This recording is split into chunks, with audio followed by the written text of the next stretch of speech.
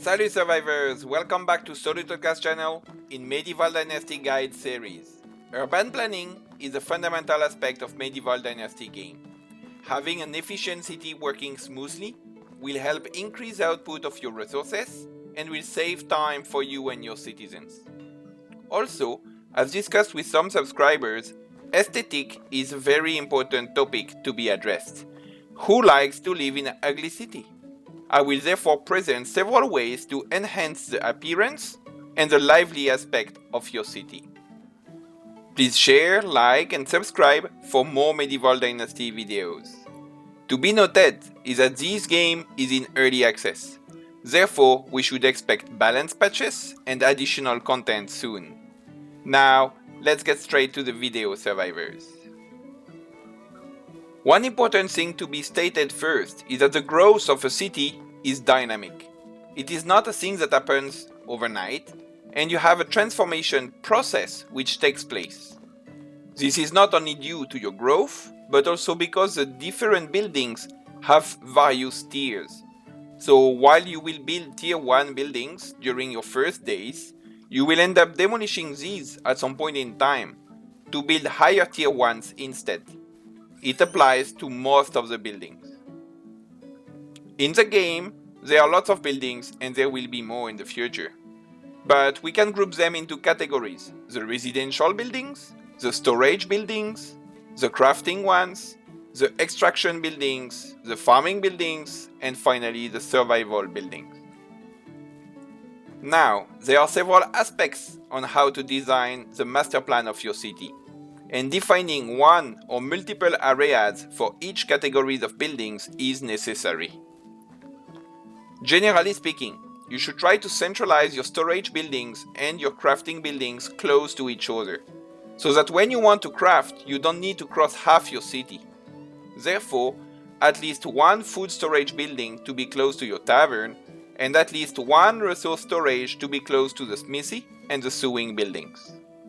Also, the tavern would probably be well located either in the city center, otherwise in a beautiful landscape area, so that it is convenient for your citizens to go hang out there in the evening and have a drink or two. On my end, I try to keep the storage and crafting, including the tavern, in the city center.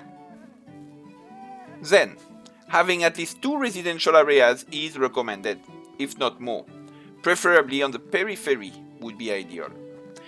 If I say 2, it is because you will likely start by having multiple tier 1 houses at first. Then, when growing your technology and the size of your city, it will be more convenient to have a new area defined for this new wave of residential buildings. And it makes sense to build this on the other side of your city center. Later on, you will likely end up tearing down the original residential neighborhood.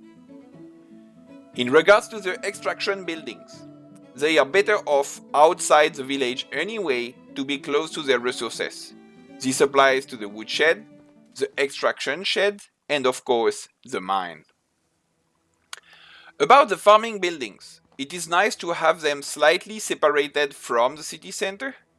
However, as I explained in my video guide on how villagers work, the field workers' case is special. Therefore, you do not want them to waste time to travel far to their fields for efficiency purpose. Therefore, the fields should not be too far away, and they should be close to the barn as well. We do not know yet how will the bandits behave in the future, but for now, I recommend targeting spacious enough when building your perimeter palisade, as we can expect more buildings and more content soon, and the devs will also likely increase the maximum buildings limit. So don't build your village too compact without room to expand. The aesthetics. It's a topic slightly subjective, but there will be a consensus on some parameters which will give a better, good-looking aspect to your city.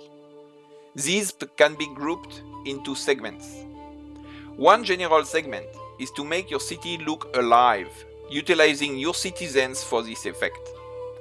After work hours, they take a break for their evening and they enjoy themselves before going to sleep.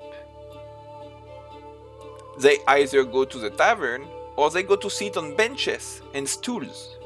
Therefore, where you build your benches determines where they will be going to. I would recommend not putting benches all over your city, but try grouping them where you want your people to be, likely in your city center, to give life to that city center. Another aspect to give life to your city is the travel of your workers. I recommend building parcels with fences around each of your houses, with one single entrance each, this entrance being directed toward the street. Therefore, when your villagers go in and out of their houses, they are forced to use these streets. This way, streets become alive with people walking there multiple times a day. Another way to give a lively aspect is by having objects placed to break the monotony of the view. This can be many things, for example, baskets of tools or flowers, caskets of firewood close to the campfire, or bowls, ladders, and cups on tables near the tavern.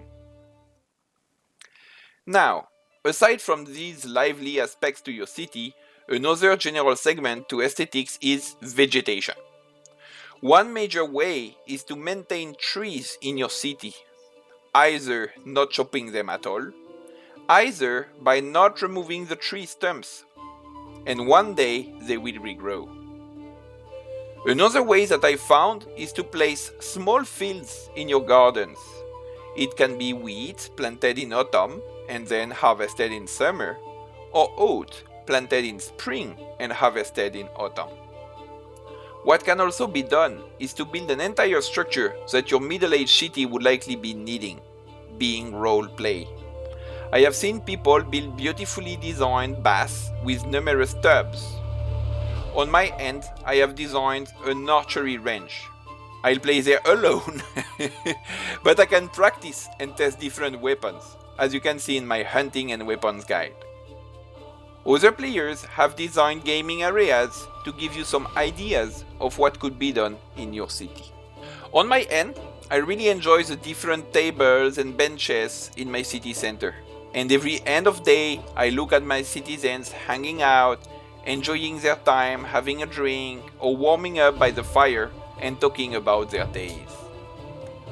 On the aesthetic topic, many people will agree that nice nighttime lighting is critical to having a good-looking city. Lastly, defining a pattern on how you build your houses can also be great.